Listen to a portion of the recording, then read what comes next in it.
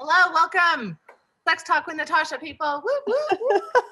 Yay! I flew in from Wichita, Kansas to Salt Lake City, Utah. So I'm like not doing the jet lag thing, right? I'm on. I'm on. This is awesome. Got the Anyway, good energy. gotta get the fake energy going. Woo! especially over here because it's like midnight. Yeah, Oh, John's yeah, that's John's right. on the East Coast, so he's doing a You're late night tonight. definitely in for the haul. So, all right, tonight we're going to talk about psychological hangups when it comes to sexuality. Super sexy topic. And, Right? it actually is. But before we get started, Ashley wanted to give us an intro about what people can expect tonight. Yeah, welcome everybody to Sex Talk with Natasha. We're so excited to have you with us. For those that are just joining, this is about an hour-long program. The first 20 minutes or so, Natasha's going to give us some education. She's going to teach us a little bit about the topic, and then we're going to go ahead and have John join us for 20 minutes or so, where he'll be able to ask some questions, and then the last 20 minutes we'll have some of our patrons and audience questions. So if you have any questions, feel free to ask them at any time. In order, what we do is about the first 30 minutes, we'll have it free. And then the last 30 minutes, we'll go ahead and have everybody go over to Patreon, where you can catch everything, where you can subscribe there. Just go to patreon.com/Sex Talk with Natasha. And not just, you don't get just this Q&A. You'll also get a whole bunch of stuff there. Sex therapists can be a little pricey, and so this is a great way to get you started. A cost-effective way to get you started. You'll get access to weekly blogs. Natasha gives homework assignments, online courses. There's the community there. You get a variety of additional resources. And then if anybody's interested in seeing Natasha professionally, you can visit her online practice, which is Symmetry Solutions. And that's at symmetrysouls.com. Again, that's Symmetry Solutions, and you can go to symmetrysouls.com. So we're excited to get started. So I'm going to send you back to Natasha. Thank you, Ashley. All right, so we are going to cover the topic of psychological hangups, because what I hear a lot in my office is this idea of, boy, I sure want to be sexual. I think the idea of having sex sounds good. Why does my brain get in the way of a lot of the things that I want to do or think about? And this is a very common complaint. So we're going to address this somewhat tonight. And where I'd like to start is just giving you kind of my first pointer, which would be this idea of recognizing what those hangups might be. One thing that I'm not going to cover tonight is relational distress. That's a topic for another time. But if you're fighting with your sexual partner, that might in of itself cause some psychological hangups. So we're going to avoid that topic tonight and really kind of get more at some of the things that get in the way from maybe our upbringings, past experiences, things that maybe are a little bit more subconscious or even unconscious. And we just kind of feel like we're a little bit plugged up in our mind as far as being able to be free and relax and enjoy the sexuality that we're wanting. So recognizing your sexual hangups, I've got a whole blog series actually going on about this on Patreon. So you might want to clue into that, because it gives you some ideas of things that you might want to consider, as well as homework assignments that will help you practice some of the stuff that we're going to talk about tonight. So some typical sexual hangups, psychological hangups, I would say, that come to mind are, one that's very common is, I don't like my genitals, right? So it's hard to have fun sexually when you have some hangups about your own genitals, whether the classic, they're stinky or gross or smelly, or whether it's size or look or texture or things of that nature. We have a lot of comparison issues around our body image and things of that nature. So it's just a little bit difficult sometimes. Another one that's pretty common is body image in general. And again, we get in our own way about how we feel about our body, presenting ourselves naked to somebody. That can cause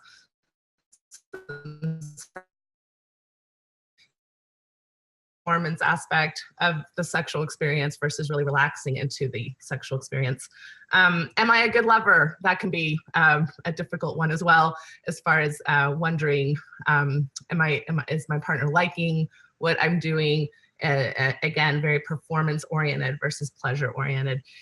Sexual shame so gets in the way. So most of us grew up with some level of sexual shaming, whether it was from our overall culture, whether our religious backgrounds, maybe family backgrounds, the types of ways that it was correct to be sexual. And if you didn't kind of fall into those parameters, then you maybe felt either abnormal or you didn't have the permission to really understand yourself sexually or explore yourself sexually. So sexual shame is a big one. And anyway, so those are just a few, there's lots of them that can be out there as far as the types of things that we get that can get in the way.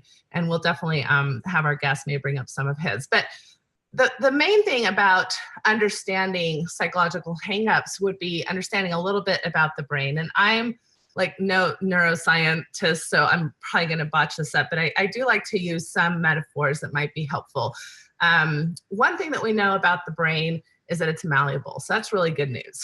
One thing that we also know about the brain is that it's an organizer, and it wants to organize things quickly and kind of set them into place so it doesn't have to worry about reorganizing those things again.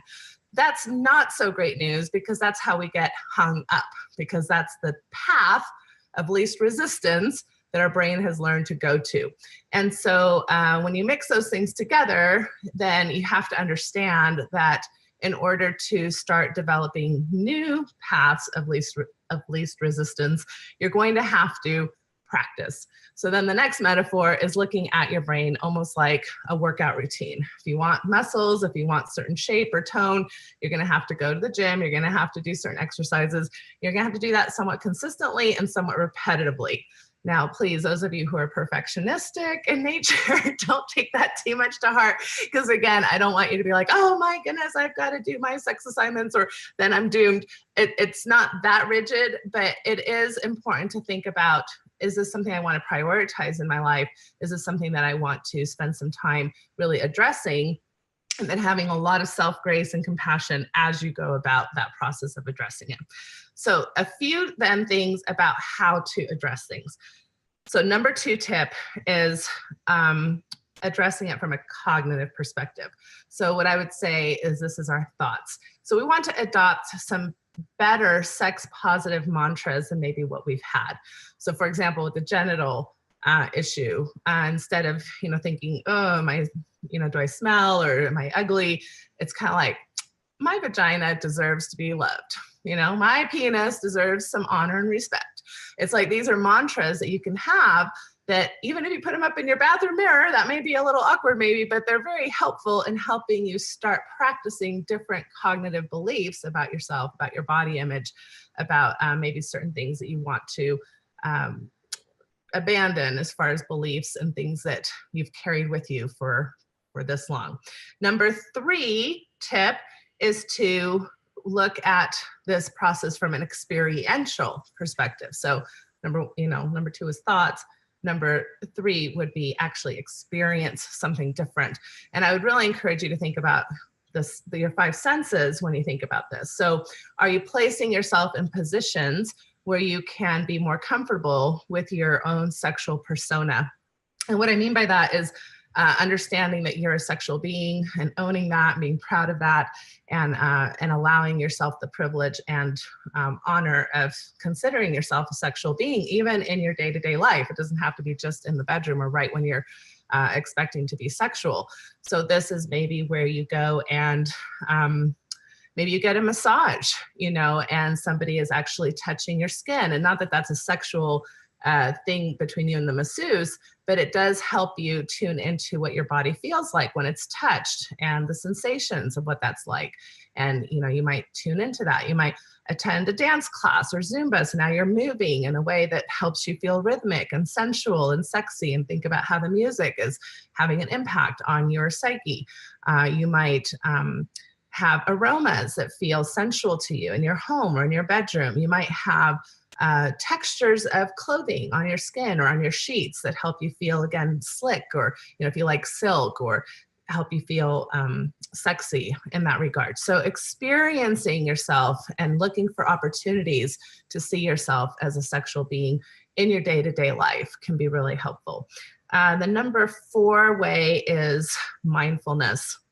And so this is the practice of learning how to be still in non-judgmental ways and enjoy the present moment. It's very often that we're either living in the past or in the future as far as what we're concerned about, what we're thinking. So it's hard to just slow down and engage yourself in that present moment, especially when maybe you're in a sexual situation with a partner and there's some level of anxiety. So again, this takes practice and a lot of non-judgmental self-response, because I know that when I first started mindfulness, I was very judgy on my own mindfulness. Like, I'm not doing this right. What's wrong with me? Why can't I, get my brain to slow down a little bit?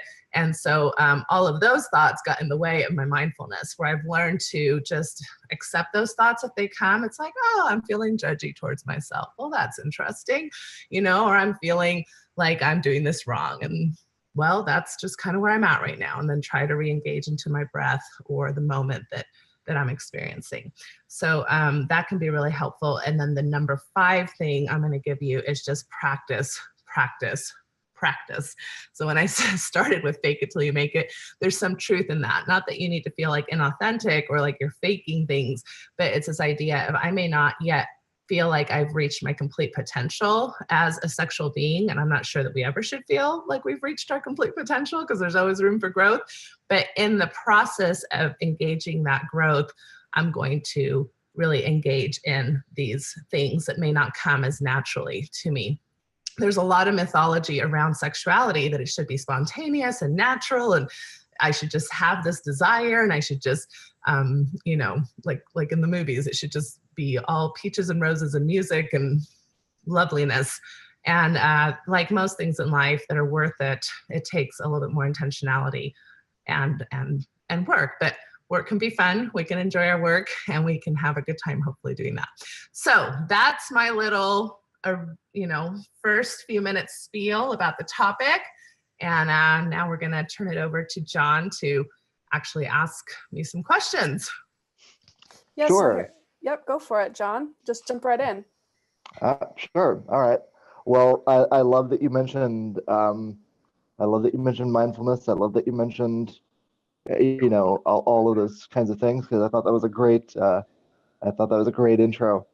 So one of my biggest questions, because I grew up in a very sort of conservative household, Mm-hmm.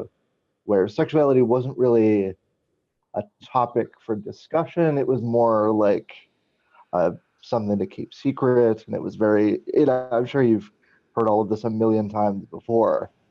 Um, Yeah. but what advice would you have for reasserting a sex positive mindset for those who grew up in, I'll say, strongly religious households?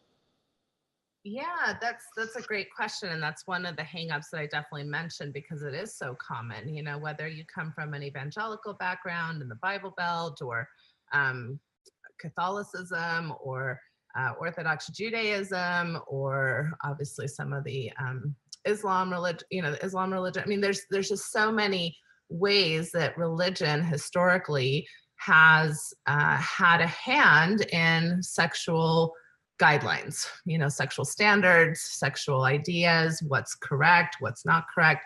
And when you tie that to, I guess, the universal concept of deity, that this is how the universe is either going to be frowning on you or smiling on you, depending on whether or not you usually adhere by these types of standards. So it's very act-centered. Religion usually takes an act-centered approach to sexuality versus more of a principled centered approach to sexuality. And we can talk a little about the differences of that. But so principles would be like, is it consensual? Is there mutual pleasure? Is there honesty? Act-centered would be more like, are you married? Are you in a certain position? Are you touching and the right person, right? Especially for same-sex parties. So these are kind of the messages that we've grown up with. So it becomes very limiting, because the act-centered approach is a box that you have to either fit into or you don't. And many of us don't. In fact, most of us don't, in one way or another, fit into that box. So how do we go about, kind of thinking through this? I guess before I answer that even further, can I put you on the spot and just kind of, maybe have you share with me, when I say the first step is just to recognize what those messages are, could you list off 2 or 3 messages off the top of your head that were a part of the script or narrative that you grew up with? Oh yeah, sure. So obviously one of those is, you should only be married, it's a special thing, all of those kinds of things. Which is funny when you think about it, because like a lot of people are married and their sex is terrible. So it's really, I've never really understood the correlation between those two things. You know. Yeah, that's so true. The marriage button does not equate to healthy sexuality, which is kind of a myth we were all told to begin with. You can have really great sex in marriage, you can have really awful sex in marriage, and everything in between. Yeah, So yeah. I guess the biggest thing is, I guess the biggest sort of myth, I guess, would be, because you are married, you will therefore always have healthy, a healthy sexual relationship.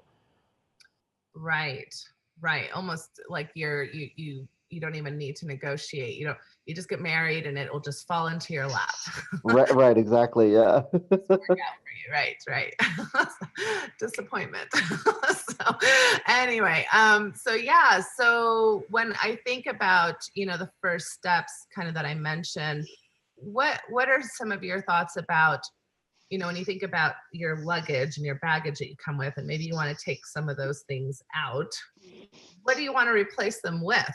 What types of ideas or thoughts? Have you had any ideas about what you might want to replace some of those narratives with?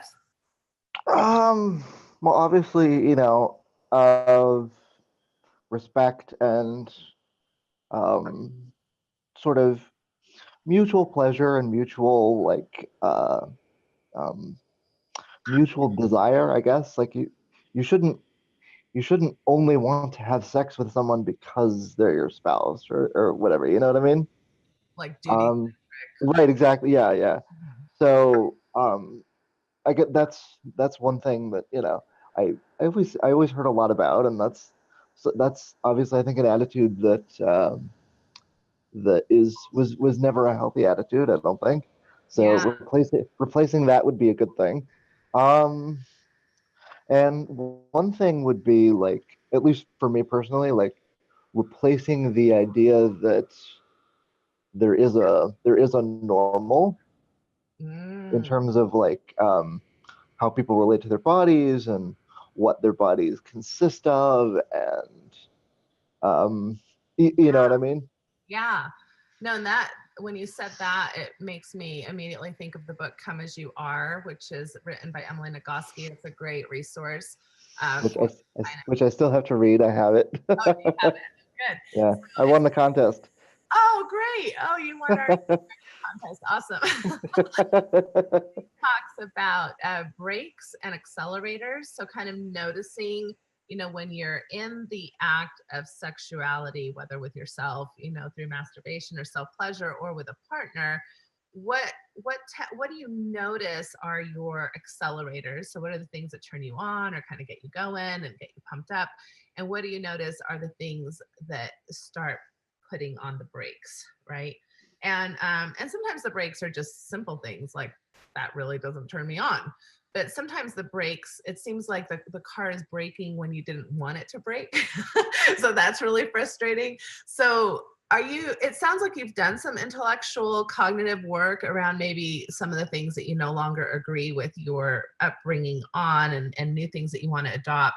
Can you tell me a little bit about how that translates though to your lived experience? In other words, do you notice that those things kind of pop up unwanted when you're engaging in a way that maybe wasn't prescribed by your traditions?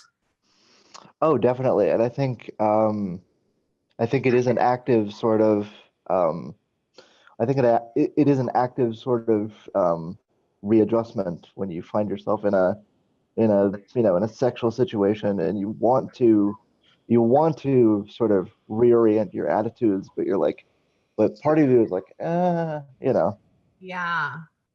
Yeah. So your mind is there, but your body hasn't quite followed your mind. Is that right, right? And so it hasn't become the path of least resistance yet, right? right, And right, so exactly. yeah, so what do you self-deprecate when that comes up? In other words, are you like, there's that stupid thought idea, what a loser I am? Do you do some of that, or are you more generally like, oh well, there's that dumb idea again that popped? I would say a little bit of both. It's not necessarily 100% one or the other, Yeah. you know. Yes, I would encourage as much as possible to take a more accepting approach, right? Because Yeah, anytime we self-deprecate, then what does that do? That raises anxiety, and boy, anxiety and sex are kind of like, the worst of enemies. right, right. Really don't like each other. And so that idea of how do I, when I notice something come up that I wish hadn't been there, how do I acknowledge that? How do I have, again, compassion for that thought? It's like, oh, Yeah, here you are, thought, you obviously wanted some attention. right, right, right. It's okay, thought, and off you go. And you can Yeah, like dismiss it. And if your partner notices that there's a moment of pausing or hesitation, you can even share with your partner, or you can have some of these discussions if you know that this is kind of an issue that happens a lot. You can yeah, have a good word, or you can just say, oh, I just had to do the thought pause for a minute, right? And yeah, yeah, I'm back into it. I took a few deep breaths. I'm re-engaging, and let's get on with it. Or you really pause for a minute, and you ask your partner to respect that moment where you kind of lost the moment, and that's yeah, okay. You still had fun up till that moment, and you might continue to have fun in a few minutes, but it doesn't have to be this big thing. I think that when we're like, oh no, there's that thought, it's ruining my sex, I can't get rid of it, my partner's gonna know, I better fake it. All of a sudden, your whole system is like, and it's not really helpful. And it kind of makes it so that the next time, because you're worried that that might happen again, it's even more likely that it's going to happen and have more power. So we want to yeah, diffuse the power. We want to rob the thought of its power by being nice to it. yeah, yeah. I agree. Is that helpful? Is that kind of answering some of the questions of? Yeah, yeah, and there's a quote that I was reminded of that I read a while back. It's from a Zen master. He says, "Let your thoughts come and go. Leave your front door and your back door open. Let your thoughts come and go, but don't serve them tea." That's lovely. That's lovely. Yeah, And what that brings to mind is a visualization almost, right? So if you can have some yeah, type of like mindful visualization where you see the thought come in, you wrap it up in kind of like a ball of loving energy, and you lob it off, right? Or so sometimes it can be helpful to add a ritual, almost like a mental ritual, to the thought, instead of just saying, oh, go away, thought. It's kind of yeah, like more method. I'm not gonna be able to say that word right now, but a more intentional approach to that yeah, yeah. process. And also, I feel like if all you say is "go away," then just the act of saying "go away" feeds into the anxiety of what you're trying to avoid. That's exactly right. Right. That's Yeah. the yellow banana, right? Like, don't think of a yellow banana. Right, right. Yeah, yeah. Yellow, like, how many times did you think about a pink elephant today, other than when I Yeah. told you not to think about it? Right, right. Exactly. Yeah. So, And yeah, we're experts at knowing how to not think about pink elephants until we're trying not to think about them. right, right. Yeah. And when I was in college, I studied under a former Buddhist monk for like 2 years. Oh, So cool. yeah.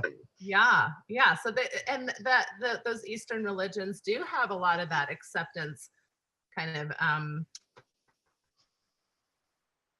rituals and practices, meditation, Yep. and journal writing. So again, when you have this religious upbringing, it's a heavy, it's several packs of baggage, right? It's not just one suitcase. I would say there's lots of suitcases in there. Yeah. Oh, And and I have even more, trust me. yeah, you add some sexual trauma, or you add, a negative sexual experience to the mix, or a divorce, or things can get pretty baggage heavy, fairly quickly.